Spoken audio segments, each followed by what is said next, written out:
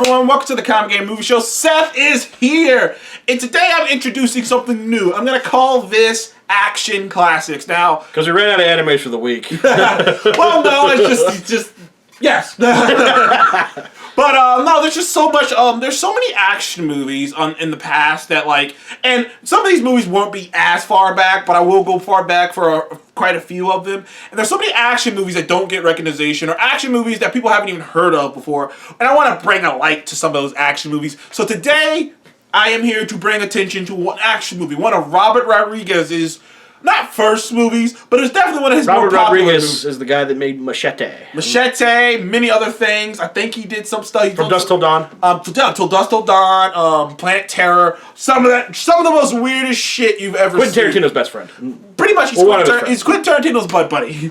And he made a movie in 1995 called Desperado. Now, Desperado is a classic, to me anyways. It's a classic in the 90s action cheese fest, but it is a fun as hell movie. Yeah, watching this movie. Oh yeah, by the way, I showed it to Seth for the first time today. I've never seen it. So you're gonna get two different perspectives on this movie. Yeah, I've never seen this movie. I do know the actors in the movie. Yeah. I've seen them in many other movies, so it's not like I'm unfamiliar with who the actors are. But in terms of the movie, yeah, I did not see it before. And I have to say, for a 90s action movie, it didn't age that bad. It did not. It didn't age that bad. Because, there were certain scenes that didn't age very well, but the movie as a whole didn't age that bad for what it was. But so you go ahead with the story. This movie stars Salma Hayek and Antonio Banderas. At the time, 1995. Salma Hayek was the hottest woman on the planet Earth. I mean, she was melted. She melted paint in her room when she walked in. She was the Latin goddess. Between this and Till Dusk from Dawn, the snake scene, and you know what I'm talking about, if you know the snake dancing scene, she was the most. I'm pretty sure a lot of people started being attracted to Latino women because of her.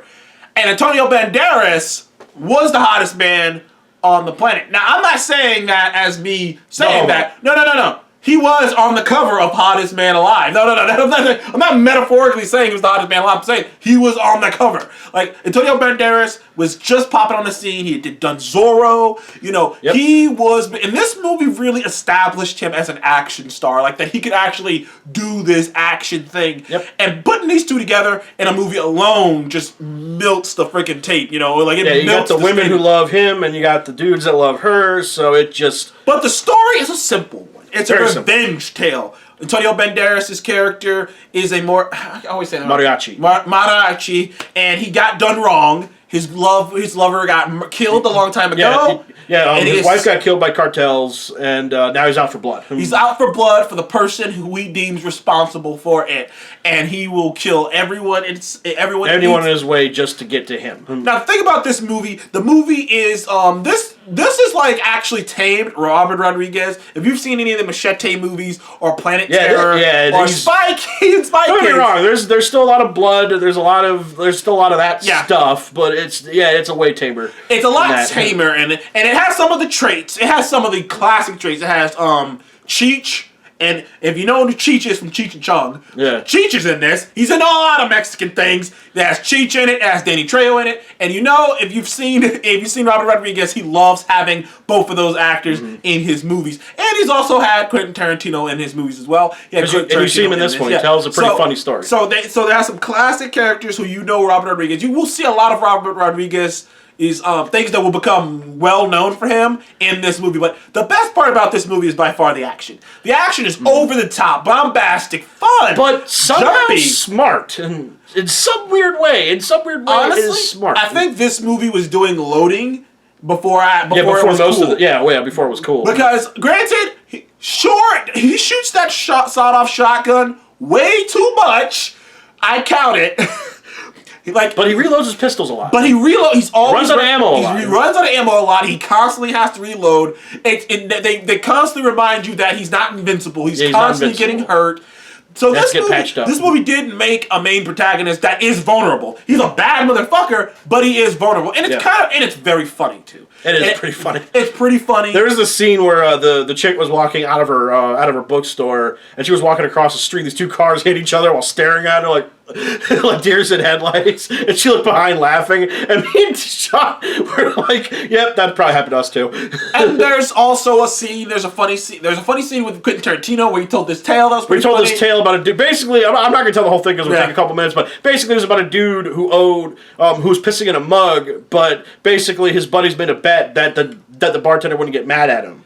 So it was actually kind of a funny story. If you follow it through, you realize it actually is pretty hysterical. It's actually pretty funny. Then there's one of my favorite bits, which is the find a gun with a bullet in it scene. Where basically he's in this bar. They have this shootout. There's one guy left. There's one guy left in the whole bar who's like alive, and they're like checking each other. They're like running for guns and like click click, ching ching ching, click click, ching click click, and finally he gets one gun, but his other character doesn't get a gun, but he snaps his neck. He snapped his neck. And the thing is, this movie is actually working on a lot of levels for an action movie. First of all, he doesn't really want to kill all these people. He just wants to kill the one person. All these people keep continuously getting in his way. And even the love interest played by Salma Hayek isn't as cut and dry as this damsel in distress. She's not as cut and dry. She's not innocent. No.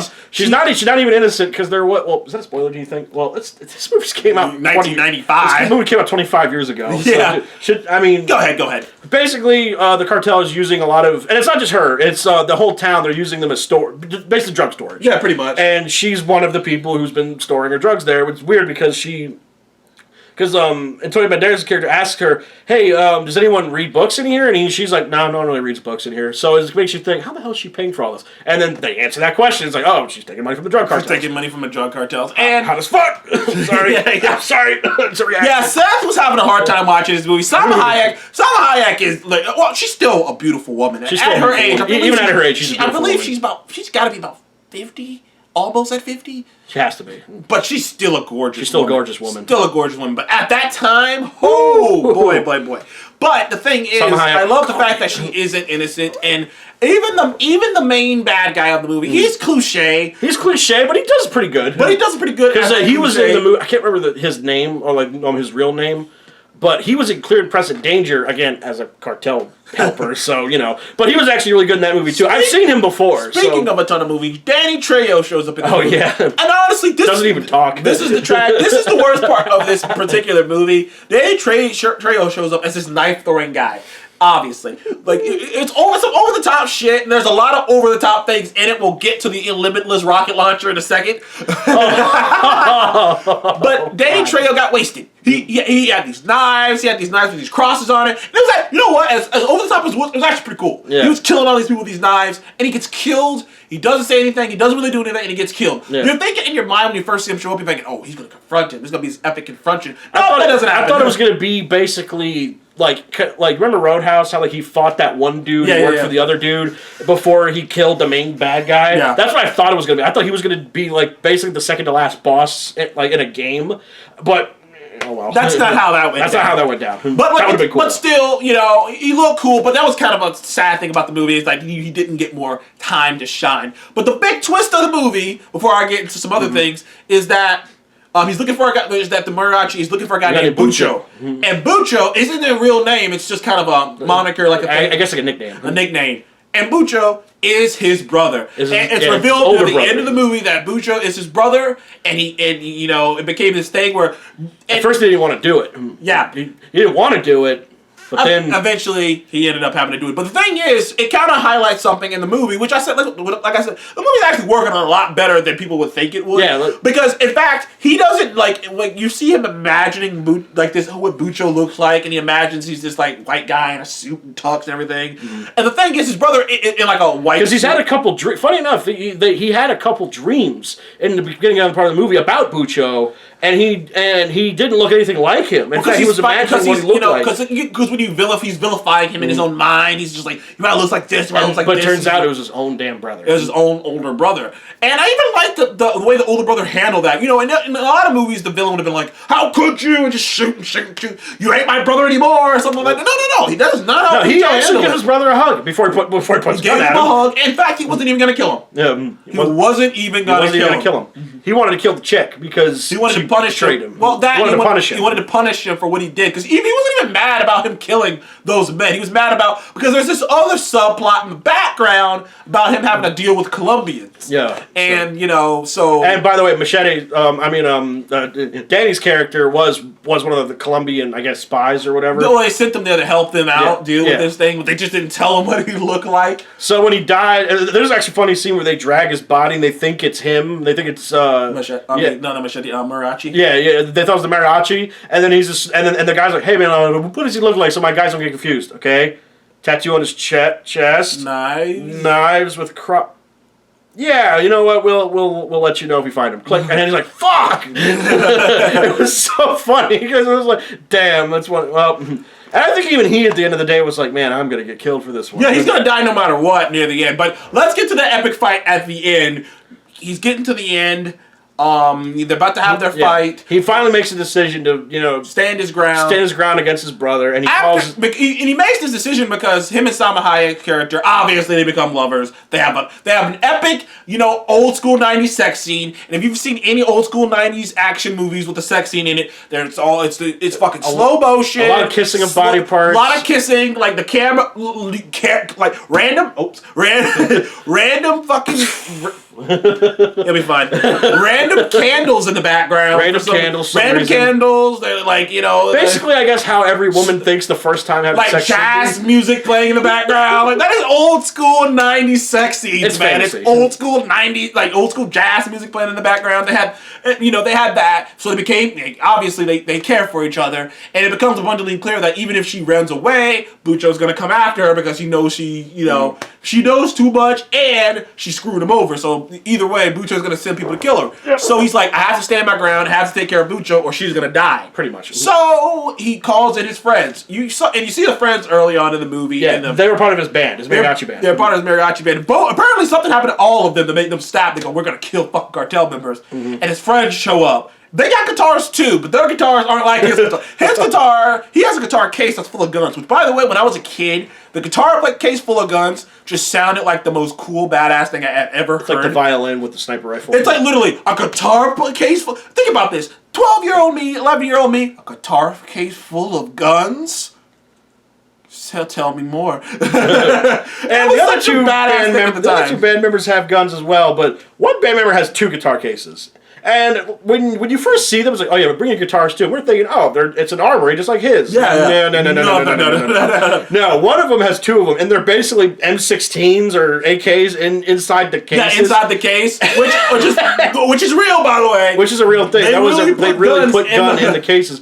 The second one, however, had the most bullshit one. The second one had basically an RPG in his guitar case. His unlimited rocket launcher. And here's the thing. At first, I'm like, okay, I could see him having one of those. I could see someone tricking that out. I could actually see someone tricking that out. I remember Deshaun going, how many shots do you think he has? This is before I found out. I was like, oh, what, 2 at the most? No, he had 5 shots. I remember that we know of. Yeah, that we know of.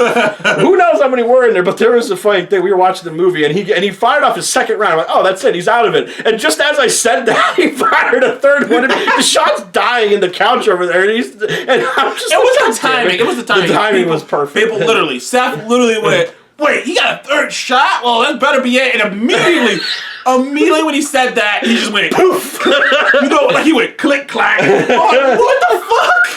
How many shots does this? Yeah, I mean, he didn't get shot and blown up by his own rocket eventually, but still. That was funny. Oh, that was hysterical. And that was the real one part of the movie where I went, that did not age very well. Like I said, this movie aged pretty well, except for like a few scenes, and that scene was one of them. But other than that, I think that's pretty much it. Because it's pretty. That's it. That's the movie. Like I said, I love the style of this movie. I love some of the shots too, the way it's shot with the music building up with the ding ding ding ding ding ding. And I love that stuff. Antonio Banderas was great in this movie as an actor. Paul Belushi is in this movie too. I think that's his name. I think that's his name. I think his name is Paul Belushi. I think his name was Paul Belushi or something like that. I'm totally and wrong. He's in this movie. Someone will correct us in the comments. Please correct me. I think his last name is Belushi, but what's his first name? I kind of blanked on his first name. Yeah, he's in this movie as like, I guess as a friend from his past. You know that they were close because he says he's the closest thing to a brother he ever had. So obviously they were really close, in the past, and he knew who the other two were. So he was friends with probably both of them. Maybe he was a roadie for the band. I don't know. That's probably what he was. I kind of have this feeling that he was probably their agent or something.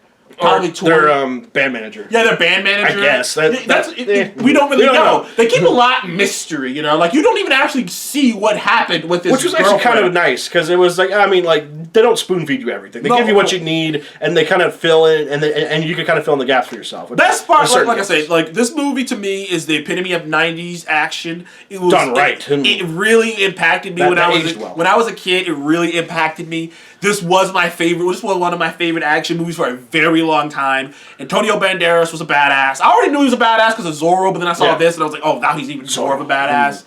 Salma Hayek was sexy as a motherfucker.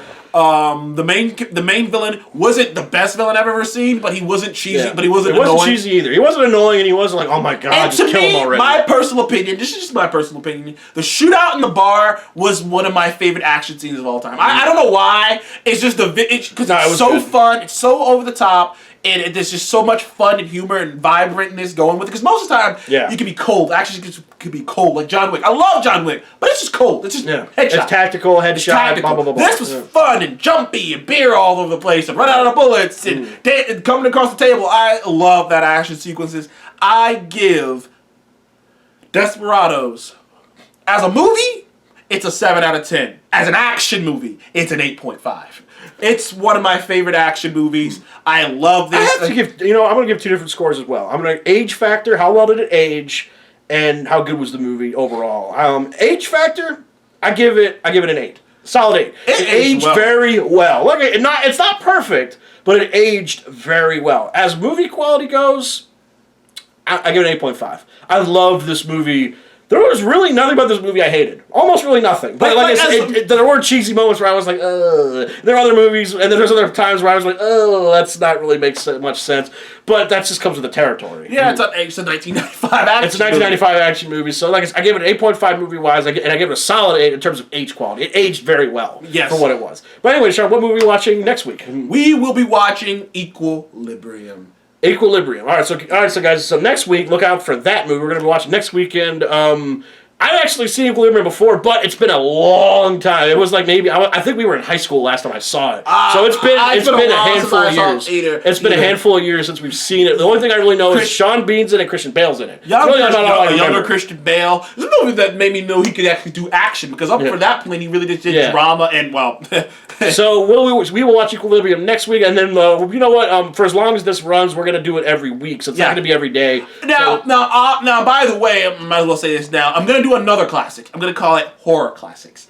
Ooh. I'm gonna watch some old school horror action movies. I'll let you know what I'm gonna watch when it comes up there. You'll see. But I'm watching some old school horror classics too. This will be interesting. But anyway, guys, that was our thoughts on Desperado, 1995's Desperado.